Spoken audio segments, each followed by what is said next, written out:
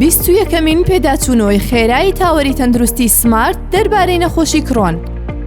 لەم بۆ نەزانستیەدا بە ئامادەبوونی پسپۆڕانی ناوەوە و دەرەوەی تاوەری تەندروستی سمارت بە شێوەیەکی ورد باز لە نەخۆشی کرۆن دەکرێت، تایدا باشترین و تازەترین ڕێگاکان بۆ دەستنیشانکردن و چارەسەرکردنی نەخۆشیەکە لە کەسانی پێگەیشت و منداڵاندا دەخرێتە ڕوو. هەروەها نوێترین توێژینەوە جیهانیەکان لەسەر نەخۆشیەکە باز دەکرێت و گفتوگۆیەکی چڕ و هەمەلایەنەی لەسەر ئەنجام دەدرێت بە بەشداری هەریەک لە دکتۆرە سیڤان حسێن ساڵح، پسپۆڕی نەخۆشیەکانی هەرسووجگەر، دکتۆر موحسین ئەبوبەکر محەممەد، پسپۆڕی ڕاوێژکاری نەخۆشیەکانی هەرسووجگەر، دکتۆرە شەهلا محەممەد سعید، پرۆفیسۆری یاریدەدەر لە تیشک و سۆنەر، دکتۆر ڕەوا موحسین عەلی، پسپۆڕی شانەزانی، دکتۆر کارزان محەممەد حەسەن، پسپۆڕی نەخۆشیەکانی منداڵان و تازە لەدایکبووان، دکتۆر ڕووبا بانێرجی، پسپۆڕی ڕاوێژکاری نەخۆشیەکانی هەرسووجگەر، دکتۆر عومەر حەمەغالیب، پسپۆڕی نەشتەرگەری هەرسووجگەر، دکتۆر هێمن حسێن کاکە عەلی، پسپۆڕی نەشتەرگەری هەرسووجگەر، دکتۆر حەبیب محەممەد عەبدوڵڵا، پسپۆڕی نەشتەرگەری